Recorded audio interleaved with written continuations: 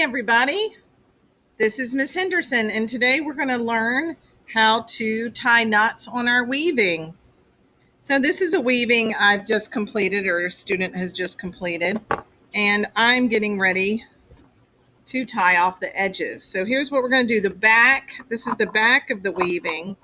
You're going to cut all the warp strands. You're going to leave them attached to these slots. Don't pull them all off at once. It's easier to work with if they all stay together. All right, so you're going to flip your weaving over, and it really doesn't matter if you start at the top or the bottom. So you're going to take 2 warp threads. Okay, and this one is tied together, and that's perfectly okay. We're going to tie a knot.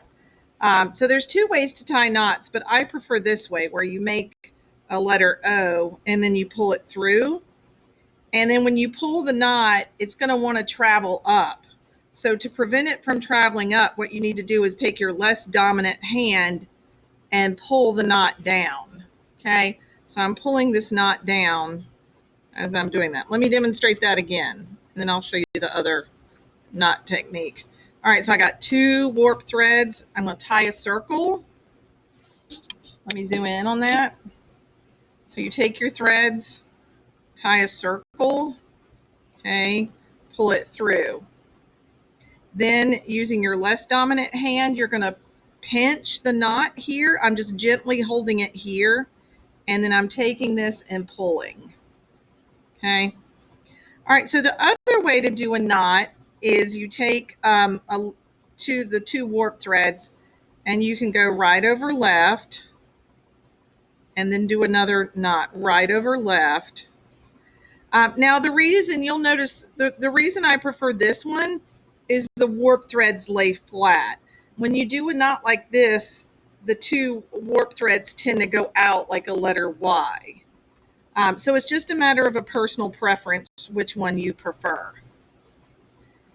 Now, you may ask, what do I do if I get at the end? What do I do if I get out the end and I just have 3? That's fine.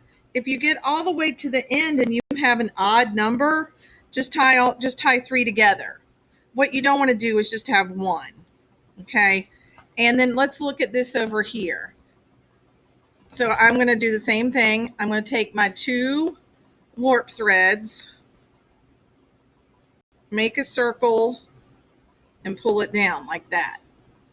Now, once you've done with all of these, you can cut this short, or you can tie this around a stick or a dowel rod to display it.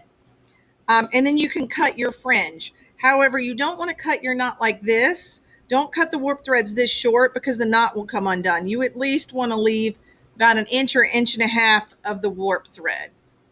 All right. Thank you for watching.